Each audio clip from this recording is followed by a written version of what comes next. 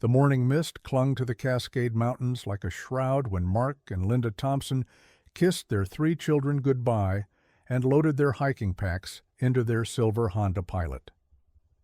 It was August 15, 2014, and after months of planning, the couple from suburban Portland was finally embarking on their dream anniversary trip. 22 years of marriage deserved something special, Linda had said. Something just for them. Their destination was the remote Glacier Peak Wilderness, a rugged expanse of untamed terrain where cell towers were non-existent and the nearest road was often days away on foot. Mark, a seasoned outdoorsman who'd been exploring these mountains since college, had mapped out a 7-day backcountry route that would take them through some of Washington State's most breathtaking and isolated landscapes. They'd return refreshed, reconnected, and with enough stories to last their golden years. They never came home. For 10 agonizing years, the disappearance of Mark and Linda Thompson remained one of the Pacific Northwest's most perplexing missing persons cases. Despite massive search efforts involving hundreds of volunteers, specialized rescue teams, and cutting-edge technology, not a single trace was ever found. No abandoned campsite, no discarded gear, no human remains. It was as if the mountains had simply swallowed them whole, leaving behind only questions and heartbreak. That is, until a routine day hike in September 2024 led to a discovery so disturbing, so impossible to explain, that it would shatter everything investigators thought they knew about the case. What that hiker found hidden deep in the wilderness wasn't just evidence of what happened to Mark and Linda Thompson. It was something far more sinister, something that suggested their disappearance was never an accident at all. August 14, 2014. The Thompson household in Beaverton buzzed with the familiar chaos of a family preparing for a parents' getaway. 16-year-old Sarah Thompson rolled her eyes as her mother triple-checked the emergency contact list for the 100th time. 14-year-old Jake was more interested in whether he could have friends over while they were gone, and 12-year-old Emma clung to her father's leg, suddenly not wanting him to leave. Linda Thompson, a nurse at Providence St. Vincent Medical Center, had been looking forward to this trip for months. The stress of 12-hour shifts and the constant demands of raising 3 teenagers had worn her down. She needed this. They both did. Mark, a software engineer at Nike's headquarters, had been equally eager to unplug from the digital world and reconnect with the wilderness that had always been his sanctuary. The couple had met on a hiking trail 24 years earlier. Linda was new to Oregon, fresh out of nursing school, and overwhelmed by the transition from small-town Iowa to the Pacific Northwest. Mark was leading a hiking group for newcomers to the area. By the end of that first hike to Multnomah Falls, they were inseparable. Every major milestone in their relationship had somehow involved the mountains. Their first camping trip together, Mark's proposal on the summit of Mount Hood, their honeymoon backpacking through Olympic National Park. The wilderness wasn't just a hobby for them. It was the foundation of their love story. But lately, the demands of career and family had pulled them away from the trails they once explored together every weekend. Linda's shifts at the hospital had become increasingly demanding, especially after the unit restructuring that left them chronically understaffed. Mark's project deadlines seemed to multiply each quarter, keeping him chained to his computer well into the evenings. Date nights became rare. Conversations revolved around schedules, carpools, and mortgage payments. They were drifting, and they both knew it. This anniversary trip was supposed to fix all of that. 7 days with no phones, no internet, no distractions, just the two of them and the mountains that had brought them together in the first place. Linda had requested the time off 6 months in advance. Mark had cleared his calendar completely, even turning down a lucrative consulting project that would have overlapped with their departure date. Their planned route was ambitious but not unprecedented for experienced hikers like the Thompsons. They would start at the Buck Creek trailhead, hike north through the Henry M. Jackson Wilderness, then loop back through Glacier Peak Wilderness before returning to their starting point. The route covered roughly 60 miles of some of the most remote terrain in Washington state, with elevations ranging from dense old-growth forests to alpine meadows above the tree line. Mark had spent weeks studying topographical maps, researching water sources, and calculating food requirements. He'd hiked portions of this route before, though never the entire loop. Linda was equally prepared, having upgraded her gear and trained rigorously throughout the spring. They were experienced, well-equipped, and intimately familiar with wilderness safety protocols. The morning of their departure, Mark loaded their packs with military precision. Each item had been carefully selected and weighed. Their tent was a lightweight two-person model they'd used on dozens of previous trips. Their sleeping bags were rated for temperatures well below what they expected to encounter. They carried a GPS device, though Mark preferred to navigate by map and compass. Their first aid kit was comprehensive, thanks to Linda's medical background. They had enough food for 8 days, factoring in an extra day's worth of emergency rations. Most importantly, they had a detailed itinerary that they'd left with both Mark's brother and Linda's sister.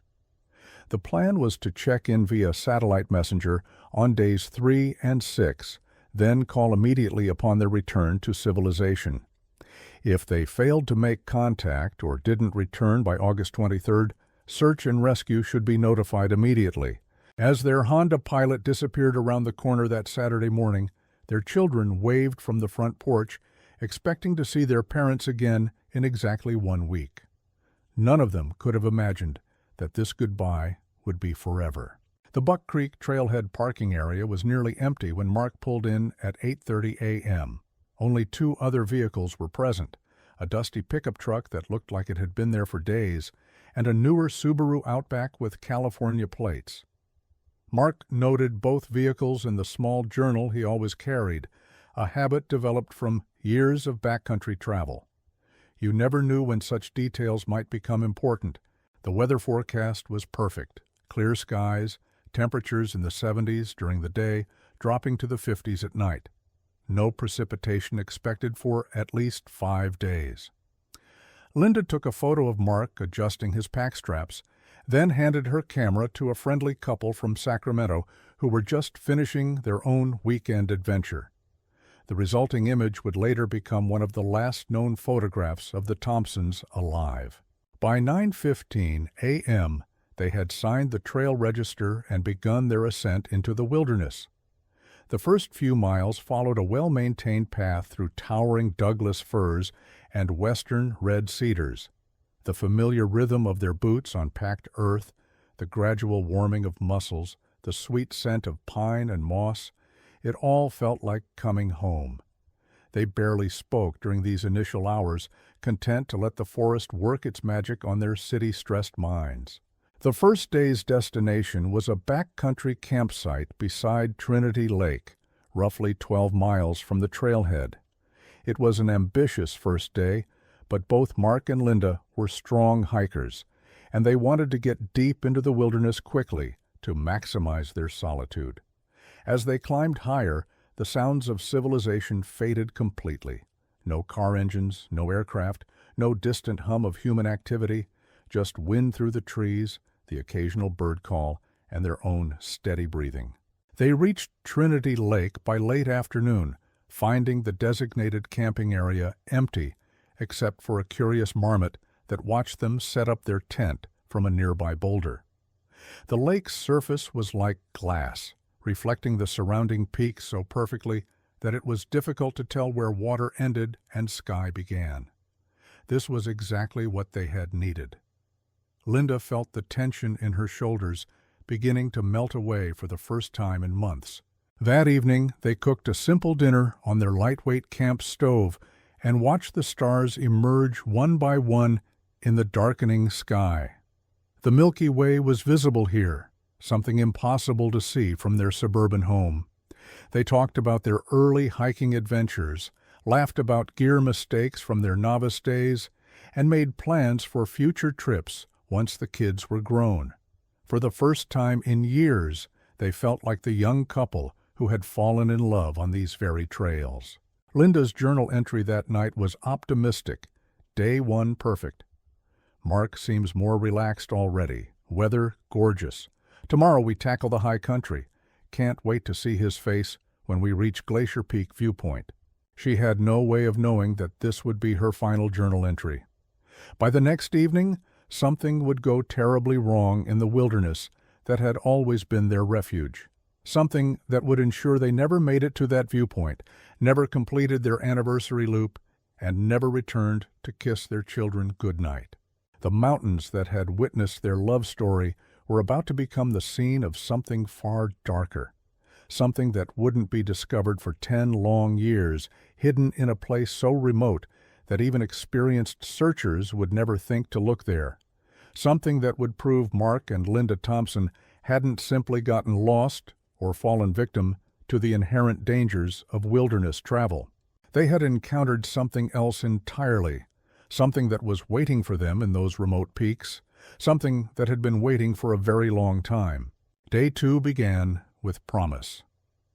Mark woke before dawn, as was his habit in the backcountry, and stepped outside their tent to witness the alpenglow painting the distant peaks in shades of rose and gold. The morning air was crisp, carrying the scent of pine and glacier-fed streams.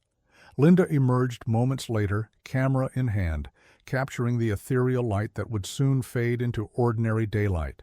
Their planned route for Day 2 was the most challenging section of the entire trip.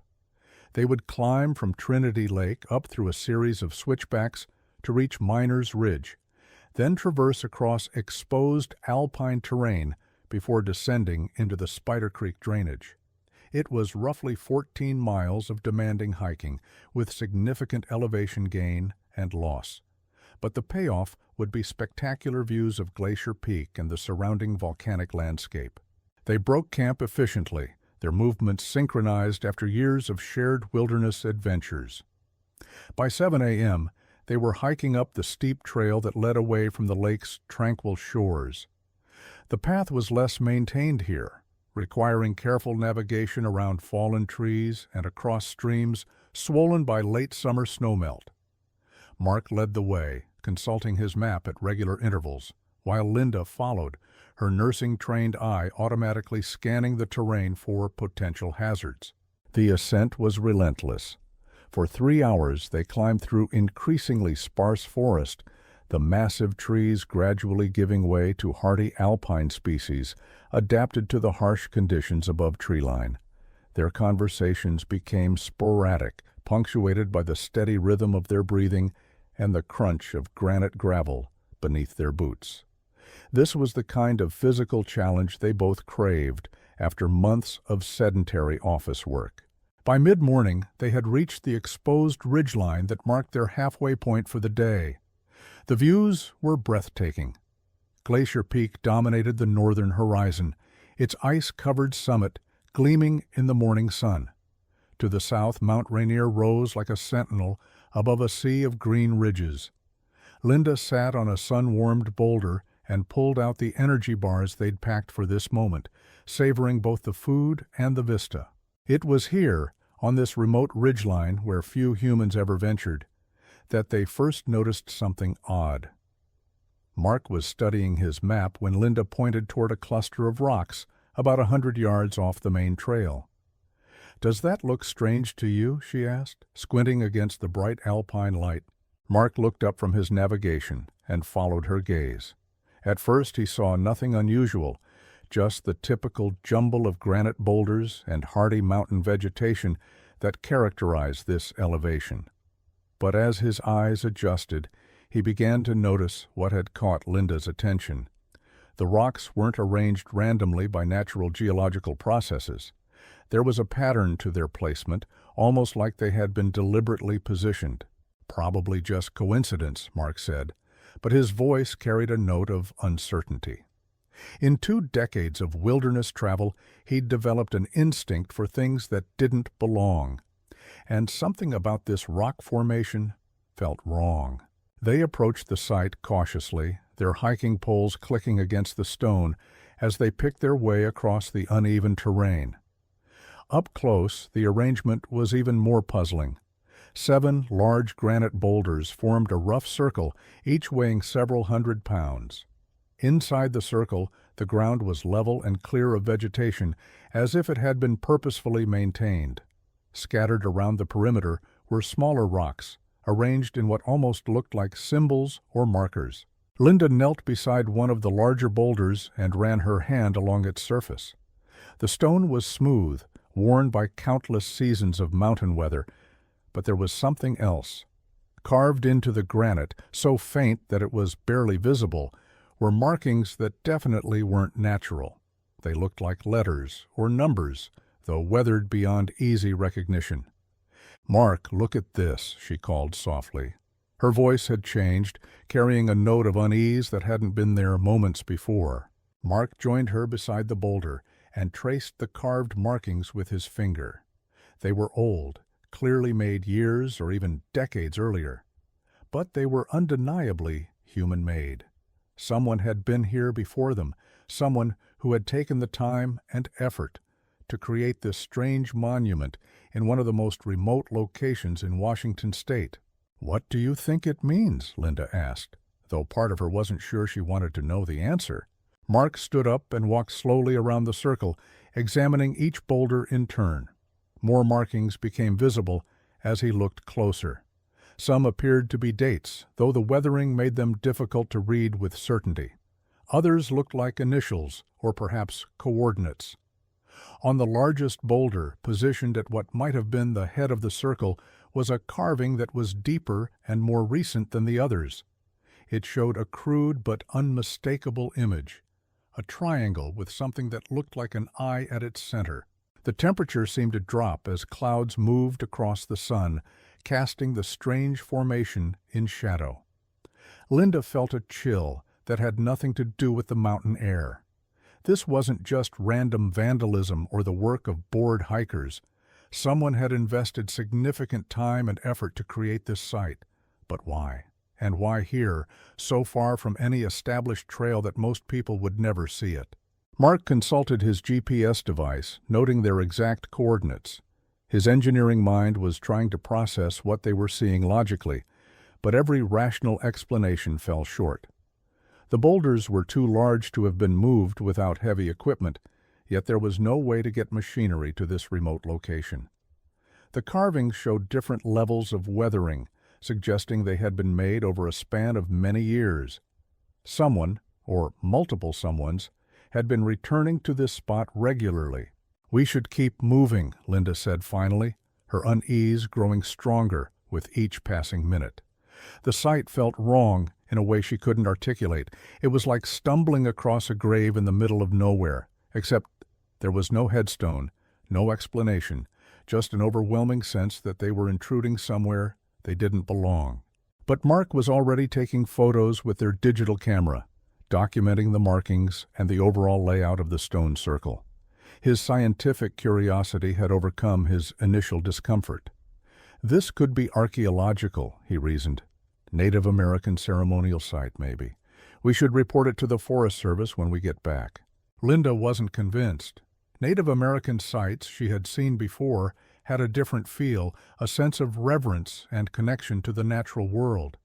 This felt manufactured, artificial, like someone had been playing at creating something mysterious rather than honoring something sacred. But she kept her concerns to herself as Mark finished his photography.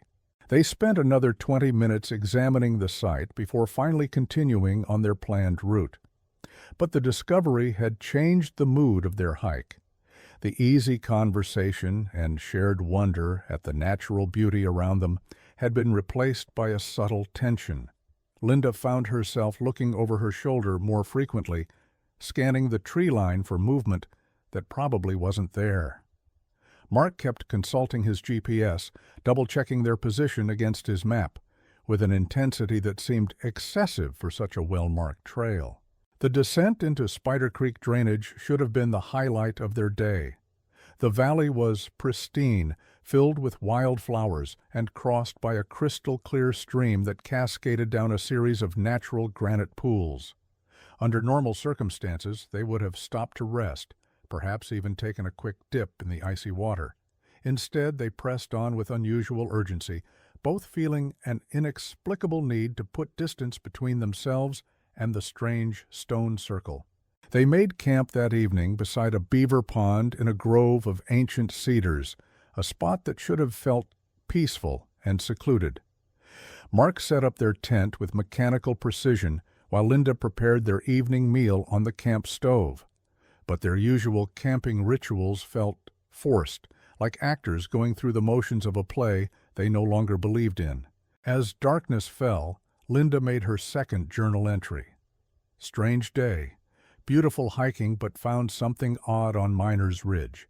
Probably nothing, but can't shake the feeling we weren't alone up there. Mark says I'm being paranoid, but he keeps checking the tent zipper every few minutes. Maybe tomorrow will feel more normal. She closed the journal and slipped it into her pack, not knowing that these would be among the last words she would ever write. Because tomorrow wouldn't bring normalcy. Tomorrow would bring an encounter that would explain the purpose of the stone circle, reveal why it had been placed in such a remote location, and demonstrate that some secrets in the wilderness are kept hidden for very good reasons. Somewhere in the darkness beyond their campfire's glow, something was watching them. Something that had been waiting for visitors to find that stone circle, waiting for curious hikers to venture too far into places they didn't understand. The Thompsons had stumbled across more than just mysterious rock carvings. They had discovered a marker, a signal, a calling card left by people who used these remote mountains for purposes that had nothing to do with recreation or spiritual connection to nature. And now those people knew exactly where Mark and Linda Thompson were sleeping tonight. The third morning brought an unsettling stillness to their camp. Mark woke to absolute silence, something that should have been impossible in a forest teeming with wildlife. No bird calls, no rustle of small animals in the underbrush, no whisper of wind through the trees. Even the stream that had lulled them to sleep with its gentle babbling seemed muted, as if the entire wilderness was holding its breath. Linda emerged from the tent looking haggard, dark circles under her eyes betraying a restless night. "Did you hear that?" she asked immediately, her voice barely above a whisper. "Hear what?" Mark replied, though his own sleep had been fractured by half-remembered sounds that might have been dreams or might have been something else entirely. Footsteps around the tent, multiple times during the night. She glanced nervously at the soft earth surrounding their campsite, looking for prints that weren't there. The ground showed only their own boot marks from the evening before. Mark wanted to dismiss her concerns, to attribute her unease to the strange discovery on Miners Ridge. But he couldn't ignore his own growing discomfort. Something felt fundamentally wrong about this place that had seemed so perfect when they'd arrived. The ancient cedars that had felt protective now seemed to loom overhead like silent sentinels. The beaver pond, crystal clear the evening before, now appeared dark and opaque, its surface disturbed by ripples despite the absence of any wind. They broke camp quickly, their movements efficient but tense. Neither mentioned their shared eagerness to leave this spot behind, but both felt it. As they shouldered their packs and prepared to continue their journey, Mark made a decision that would prove to be their last mistake. Instead of following their planned route deeper into the Spider Creek drainage, he suggested they take a detour to investigate something he'd noticed on his topographical map. "There's an old mining claim about 2 miles northeast of here," he said, pointing to a faint dotted line on the map that indicated an abandoned trail. "Might be interesting to check out. We're making good time anyway." Linda hesitated. Every instinct told her to stick to their planned route, to get back to established trails where other hikers might be encountered. But Mark's enthusiasm for exploration was one of the things she'd always loved about him, and she didn't want her growing paranoia to ruin their anniversary trip. Against her better judgment, she agreed to the detour. The abandoned mining trail was barely visible, overgrown with decades of vegetation, and crossed by multiple fallen trees. What should have been a 2-hour side trip stretched into most of the day as they navigated around obstacles and frequently lost the faint path entirely. Mark's GPS readings became erratic, the device struggling to maintain satellite contact beneath the dense canopy of old-growth forest. By late afternoon, they were thoroughly lost. The mining claim shown on Mark's map was nowhere to be found, and the terrain around them bore no resemblance to what the topographical lines suggested they should be seeing. Worse, the trail they had been following had simply vanished, ending abruptly at the edge of a steep ravine that didn't appear on any of their maps. "This doesn't make sense," Mark muttered, comparing his GPS readings to the paper map for the 12th time. "According to this, we should be in the middle of a meadow, not surrounded by cliffs." Linda studied the ravine below them, her nursing training automatically assessing the dangerous terrain. The drop was at least 50 feet, ending in a jumble of granite boulders and deadfall. But something else caught her attention. At the bottom of the ravine, partially hidden by fallen trees, was what looked like the remains of a structure. Not the natural formation of rocks they'd encountered on Miners Ridge, but something that had definitely been built by human hands. "Mark," she said quietly, pointing toward the structure, "do you see that?"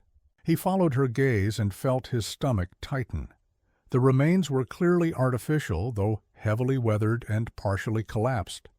It looked like it might once have been a cabin or shelter, though its original purpose was impossible to determine from their vantage point.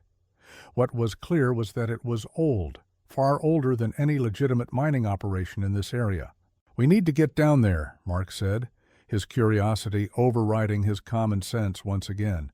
"Absolutely not," Linda replied firmly. "That climb is dangerous. We're already lost, and we need to focus on getting back to our planned route before dark." But even as she spoke the words, Linda found herself studying possible descent routes. The structure below them was like a puzzle piece that might explain the stone circle, the strange markings, the feeling of being watched. Her rational mind said to walk away, but something deeper was pulling her toward answers. They spent another hour searching for a safe way down into the ravine, finally locating a series of natural ledges that might allow for a controlled descent. Mark went first, testing each foothold carefully before committing his full weight. Linda followed reluctantly, her pack throwing off her balance as she navigated the treacherous route. The structure was even more mysterious up close. It had once been substantial, built from carefully fitted stones rather than rough-hewn logs. The craftsmanship was sophisticated, far beyond what would be expected from a simple mining camp, but it was clearly ancient, with many of the stones displaced and much of the roof collapsed. Moss and small trees grew from the cracks between stones, speaking to decades of abandonment. Inside the ruins, they found the first concrete evidence that their fears weren't just paranoia. Scattered across the floor were personal items that clearly didn't belong to any historical mining operation. A modern hiking boot, the leather rotted, but the synthetic materials still intact. Pieces of camping equipment from various eras, some dating back decades, others much more recent. And, most disturbing of all, items of clothing arranged in deliberate patterns that seemed to mirror the stone circle they'd found on Miners Ridge. Linda picked up a faded bandana that looked like it might have been red once. As she turned it over in her hands, something fell from its folds.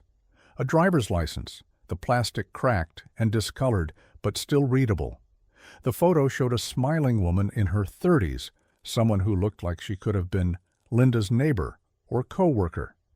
The name read Sarah Mitchell, with an address in Seattle. The expiration date was from 1987. "Mark," Linda whispered, her voice shaking, "we need to leave, right now." But Mark was deeper in the ruins, examining something that had caught his attention near what might have been the structure's back wall. It was a metal box, heavily rusted, but still intact. Inside, protected by a plastic bag that had somehow survived the decades, was a journal. The pages were yellowed and brittle, but the handwriting was still legible. The first entry was dated June 15, 1986. It began simply, "They found us on the trail near Glacier Peak. Said they could show us something amazing, something most people never get to see. We followed them because we were curious. That was our mistake." Mark read the entry aloud, his voice growing quieter with each word. The journal belonged to someone named David Chen, apparently one half of a couple who had gone hiking in these mountains nearly 40 years earlier.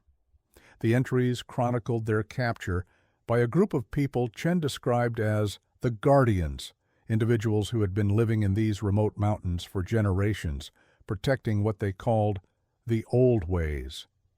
According to Chen's increasingly desperate entries, the Guardians believed that certain locations in the wilderness were sacred, marked by stone circles and other symbols that served as both warnings and invitations.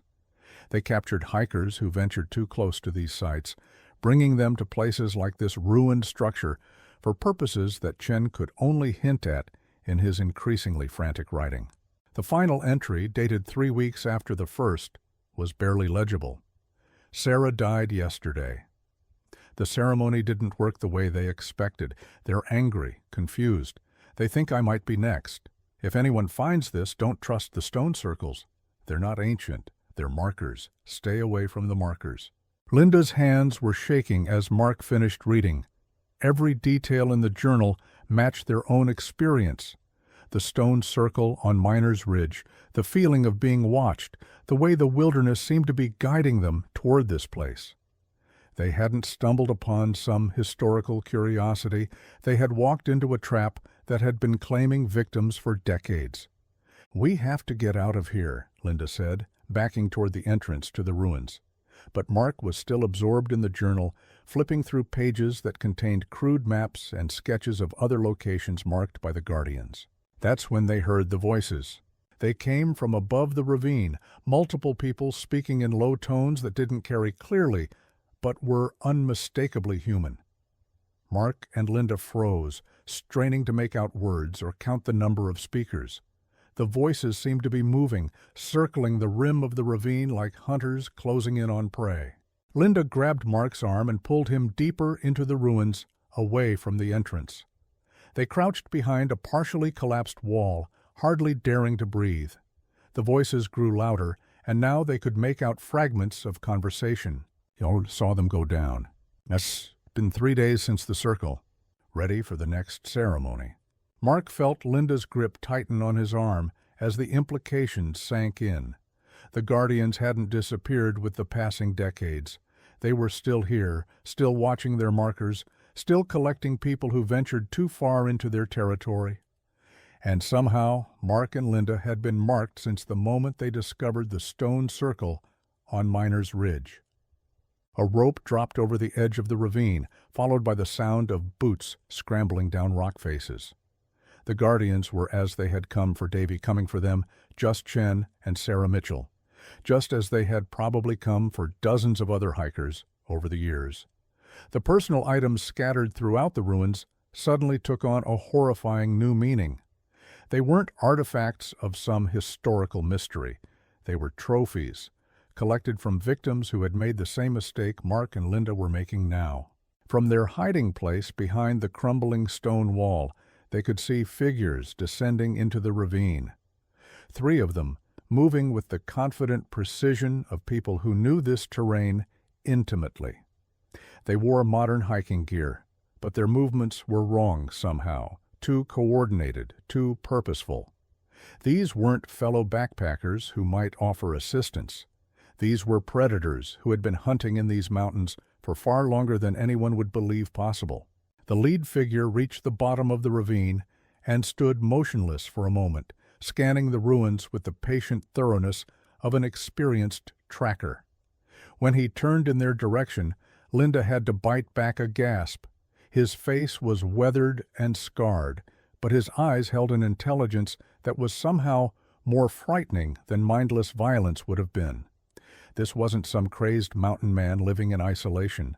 This was someone who had chosen this life, who found purpose in whatever dark rituals the Guardians performed. Mark's mind raced through their limited options. They were trapped in the ravine with no clear escape route. Their cell phones had shown no signal for days. No one would expect them to check in for another 3 days, and even then, the coordinates they'd left with family members wouldn't lead searchers anywhere near this hidden location. They were on their own, and their chances of survival were diminishing with each passing second. The second guardian reached the bottom of the ravine and immediately moved toward the ruins. He seemed to know exactly where to look, as if he'd done this many times before. Linda realized with growing horror that this might not be opportunistic hunting. The guardians might have been tracking them since they discovered the stone circle, herding them toward this place with subtle manipulations they hadn't even noticed. The third guardian descended with something that made Linda's blood freeze. In his hands was a collection of items she recognized immediately. Their water bottles, the ones they'd refilled at the stream that morning. Their trail mix bag, the one Mark had been snacking from during their climb. Personal belongings that should have been secure in their packs, somehow now in the possession of these strangers. "They've been in our campsite," Mark whispered, his voice barely audible, even to Linda crouched beside him. The realization hit them both simultaneously. The footsteps Linda had heard during the night weren't imagination or paranoia. The guardians had been there, going through their belongings, learning about them, preparing for this moment. The lead guardian raised his hand and the other two stopped moving instantly. The coordination was unsettling, like watching a pack of predators who had hunted together for years. He pulled something from his jacket, a device that looked like a modified GPS unit, and studied its screen with the focused attention of someone tracking prey. "Technology," the guardian said, his voice carrying clearly across the ravine floor. "Always makes them easier to follow." He was speaking to his companions, but something in his tone suggested the words were meant for Mark and Linda as well. He wanted them to know they'd been tracked, wanted them to understand how thoroughly they'd been outmaneuvered. Linda's mind flashed back to Mark's GPS readings, how erratic they'd become as they followed the abandoned mining trail. She'd assumed it was interference from the dense forest canopy, but now she understood. The guardians had been jamming their signals, manipulating their navigation, guiding them toward this exact location. Every wrong turn, every dead end, every moment of confusion had been orchestrated. The second guardian moved closer to their hiding spot, his boots crunching on the debris scattered across the ruins floor. Mark could see him now through a gap in the collapsed wall, close enough to notice the intricate tattoos covering the man's forearms. They weren't random designs, but symbols that matched the carvings they'd found on the stone circle. This wasn't some recent cult or survivalist group. This was something with deep roots, traditions that had been passed down through generations. David Chen wrote about them extensively, the guardian said, and Linda's heart stopped. He was holding the journal Mark had been reading, the desperate final record of someone who'd faced this same situation decades earlier. Fascinating man, took detailed notes right until the end, very helpful for understanding how to improve our methods. The casual way he discussed Chen's fate made it clear that whatever had happened to the journal's author hadn't been quick or merciful. The Guardians weren't just killing people who stumbled across their territory. They were studying them, learning from each encounter, refining their techniques for future victims. That hiker in September 2024 found more than just Mark and Linda's remains in that hidden ravine. He discovered evidence of dozens of disappearances spanning decades, all connected to those stone circle markers scattered throughout the wilderness. The Guardians are still out there, still watching, still waiting for the next curious hikers to venture too close to their ancient secrets. Sometimes the mountains keep more than just our footprints. This story was intense, but this story on the right-hand side is even more insane.